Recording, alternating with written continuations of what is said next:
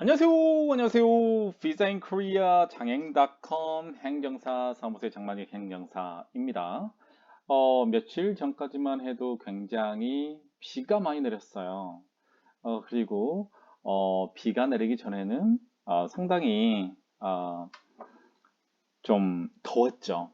비 내리고 나서 이제 가을이 완연한 가을 날씨가 됐습니다. 그래서 오늘 제가 단풍잎이 들어가 있는 프레젠테이션 이제 자료를 만들었는데 지금 가을입니다. 가을이고 이제 가을 학기 들어가신 분도 계시고 또 이번 달에 또 추석도 있고 쉬는 날은 많은데 개인 생활하고 있는 저로서는 조금 좀 빨리 좀 갔으면 좋겠다. 또 빨간 날이 많으면 쉬기는 좋은데 좀 힘들잖아요.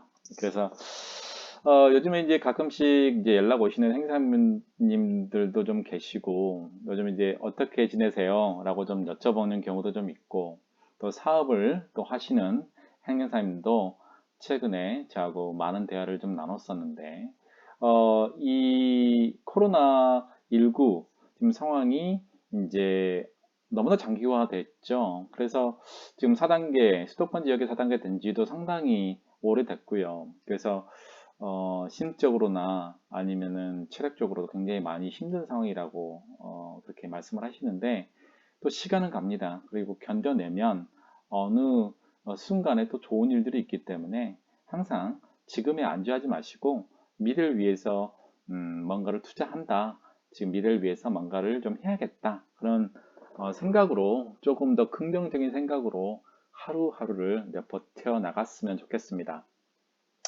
오늘은 이전에 강의하고 비슷하게 F299 비자 요즘 이제 끊어서 설명을 해드리고 있습니다. 그 한국어로 전체를 다 설명한 부분들은 이미 제가 설명을 해드렸고요.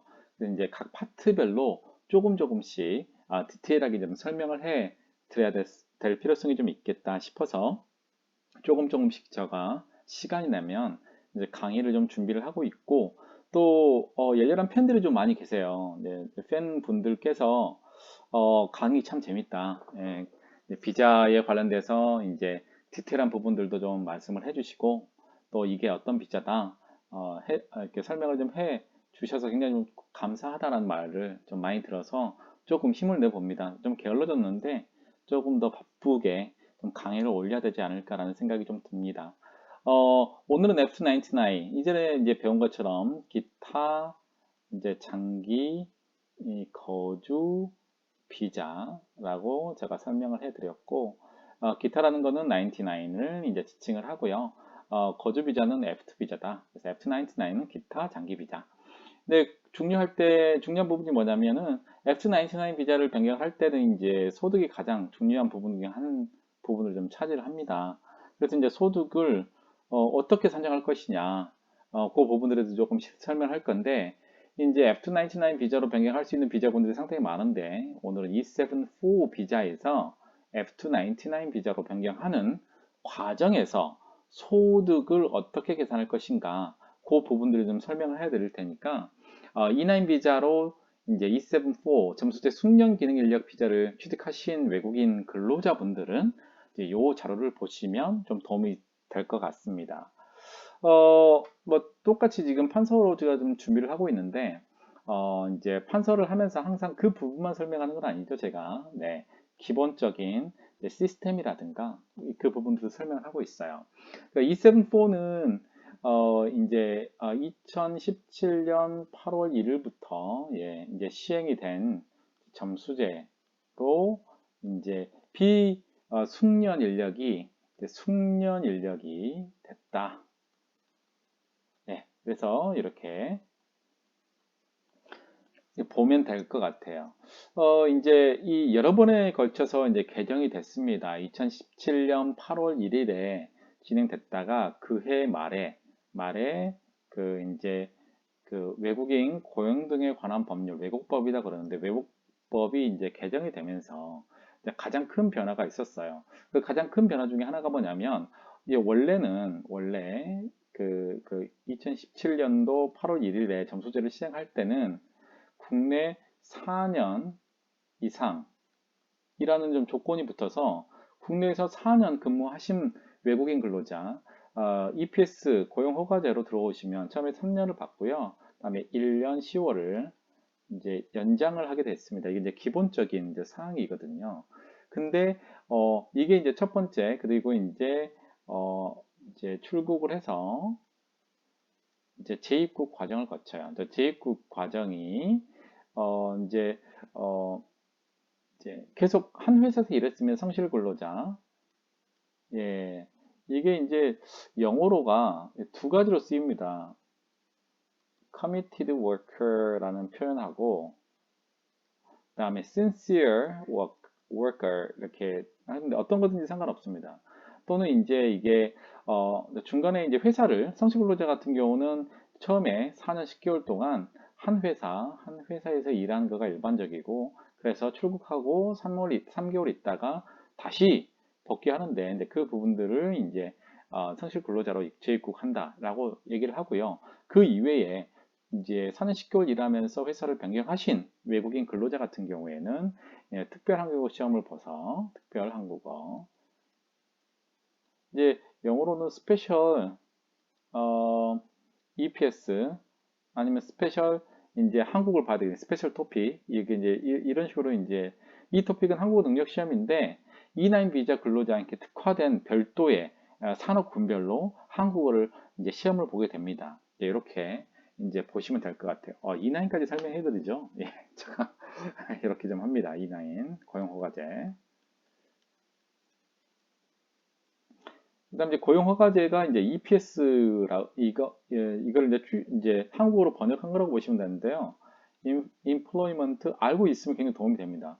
그다음에 허가 permission 이렇게 그다음에 the system 이렇게 보시면 될 것 같아요. 그래서 EPS Employment Permission System 고용 허가제 그대로 해석하면 되죠.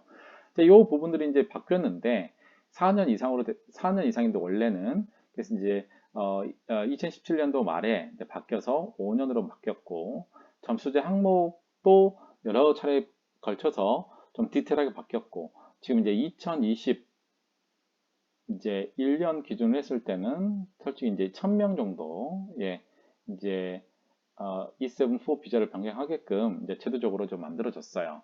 2022년부터는 이제 2,000명 정도, 이제 선발할 예정이고, 이제 이거와 더불어서 이제 국내, 이제 학사, 원래는 국내 학사의 이제 그 이공계였는데, 이게 지금 이제, 제 3차, 인구 이제 TF 관련해서 이게 이제 그 전문 학사도 아마 가능할 겁니다. 그래서 이제 구직 활동을 하고 직업을 못 구하면 이 분들이 뭐 E9으로 비자를 변경한다. 그래서 이제 앞으로는 국내 인력들을 이제 활용할 수 있는 능력이 됐겠죠.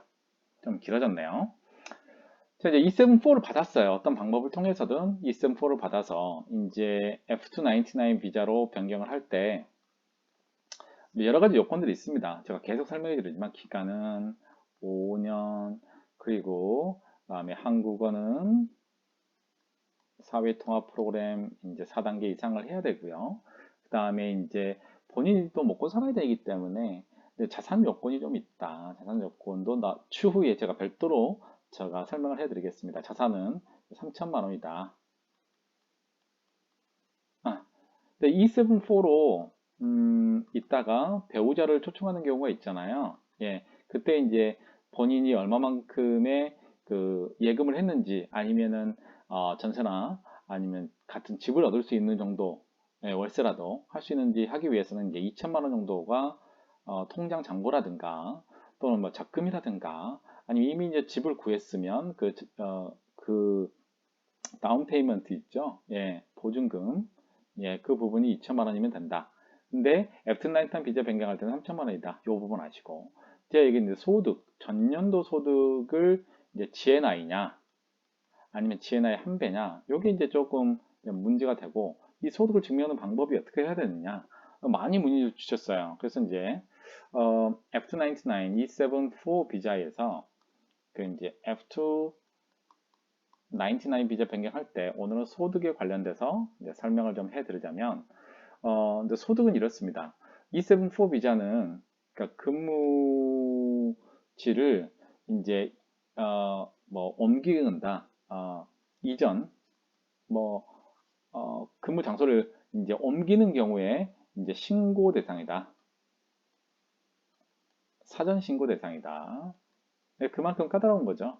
그런 비자군들을 가지고 있는 경우에는 E74만 오늘 설명한다고 그랬죠. 예, 별도로 몇 가지가 더 있는데, 네, 신고 대상이다. 이런 사람들은 소득을 증명할 때 GNI 1.5배를 이제 증명을 해야 됩니다. GNI는 Gross National Income이에요. 영어가 더 영어가 더 깨끗하게 잘 쓴 것 같아요. 네, 그래서 국민 총소득이라고 합니다. 그래서 이제 1.5배라는 거는 뭘까? 이게 이제 GNI 같은 경우는 한국은행에서 발표하는데요. 이제 한국은행에서 발표할 때 이제 2020년도 거는 그 2021년 이제 3월경에 이제 발표가 됩니다. 그래서 올해 3월 달에 한국은행에서 발표한 국민 총소득은 3,750만 원 정도 됩니다. 예, 3,750만 원 되는데 그럼 1.5배라면은 여기다 1.5를 곱하면 되겠죠. 상당히 많습니다. 그러니까 3,750만 원을 1.5배면 정말 3,750만 원 곱하기 1.5 하게 되면 5,630만 원 정도 됩니다. 그러니까 1.5배는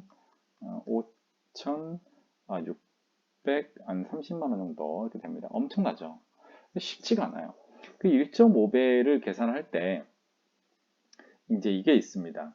만약에 배우자가 한국에 있건 없건 상관없어요. 예, 1.5배를 증명하는 게 맞습니다. 다만 그 지금 E74 비자의 배우자도 E74 비자를 가질 수도 있고요. 아니면 다른 워킹을 할 수 있는 비자가 있을 수가 있어요. 그런 경우에 배우자 소득을 합산할 수 있다. 요게 좀 키입니다, 키. 예, 요걸 할 수 있다.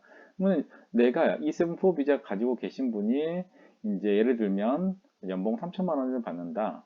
근데 아내가 연봉 한 3천만 원 받으면 합할 수가 있어요. 합할 수가 있어서 합해서 할 수 있는데 중요한 건 배우자의 소득을 합산하면 당연히 배우자는 일할 수 있는 비자가 있어야 되겠고 근데 이제 1.5배 이걸 이제 증명을 해야 될 때 뭐가 중요하냐면 이겁니다. GNI는 국민 총소득. 이제 비자 F299을 신청하려고 하는 신청자가 최소 기본급의 18배는 벌어야 된다. 예를 들면 지금 E74 비자가 이렇게 있고 이게 지금 비자를 신청하려고 있는 대상자인데 아내가 만약에 뭐 E7 비자를 가지고 있어 이런 사람도 있을 수 있습니다. 아니면 F2를 가지고 있는 사람도 있을 수도 있고요. 근데 부부 합산을 했는데 E74 비자 근로자가 그 전년도 소득이 적을 수가 있잖아요. 그래서 기준이 없기 때문에 기준을 만들어 준 거예요. 그래서 최소 기본급이 18배. 지금 이제 8,750원 곱하기 한 달에 209시간 하게 되면 이게 이제 182만 8,750원인데 이게 18배가 돼야 되는 거죠. 그러면 최소가 와 장난 아니거든. 최소 연봉이 3,300만 원이 돼야 된다는 거예요. 근데 한 달에 따지면 나누기 12로 나누면 와 이건 좀 어렵네요. 275만 원 정도, 275만 원 정도를 이제 한 달 기준으로 했을 때, 한 달 기준으로 하면 된다. 정리를 해드리자면, E74 비자 근로자의 배우자가 한국에 있건 없건, GNI 1.5배를 증명해야 된다. 이건 전년도 소득이겠죠. GNI는 매년 연마다 바뀌게 됩니다. 그런데 이거를 증명할 때 배우자가 만약 E74 비자의 배우자가 일할 수 있는 비자를 가지고 있는 경우에는 부부가 합산이 가능하다.